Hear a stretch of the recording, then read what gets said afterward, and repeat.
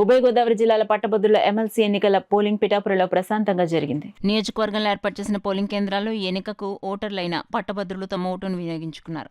Polling కేంద్రాల్లో ఎన్నికల అధికారులు పోలింగ్ను పర్యవేక్షించగా పోలీసులు బందోబస్తు నిర్వహించారు.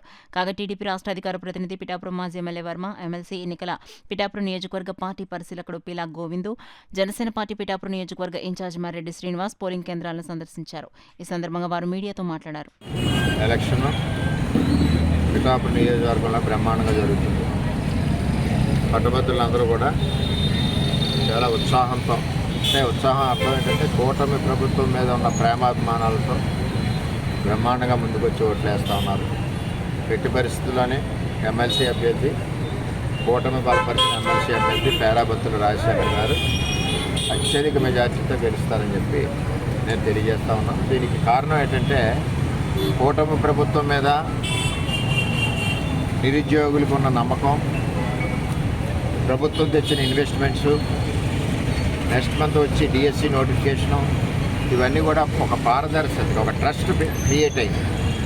ఎంప్లాయీస్కి కానీ నిరుద్యోగ గ్రాడ్యుయేట్స్ కానీ ఈ ప్రభుత్వం మీద నమ్మకం క్రియేట్ అయింది.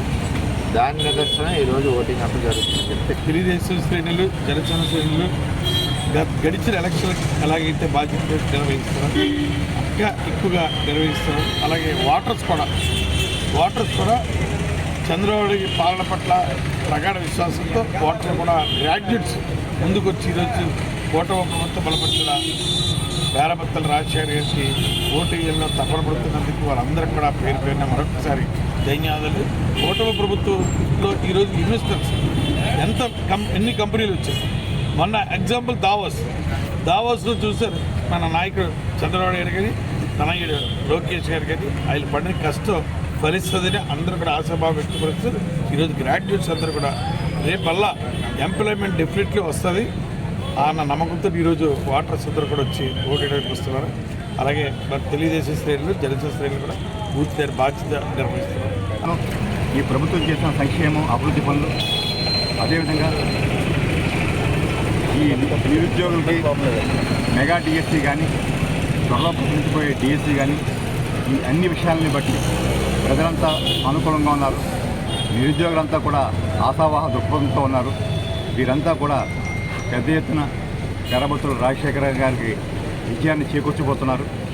కూటమి ప్రభుత్వం యొక్క అభివృద్ధి, సంక్షేమం అనుభవించినటువంటి నారా చంద్రబాబు నాయుడు గారు, పిఠాపురం శాసనసభ్యులు ఉపముఖ్యమంత్రి పవన్ కళ్యాణ్ గారి నేతృత్వంలోని ఈ ప్రభుత్వం ప్రజలకు ఆకాంక్షకు అనుగుణంగా పనిచేస్తుంది.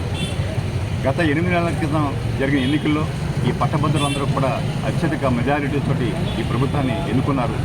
అదేవిధంగా రేపు ఈరోజు జరుగుతున్న ఎమ్మెల్సీ ఎలక్షన్లో కూడా అదే దృక్పథంతో వారంతా ఉన్నారు. పేరాబత్తుల రాజశేఖర్, ఉమ్మడి అభ్యర్థులు రాజశేఖర్ గారు అఖండ విజయాన్ని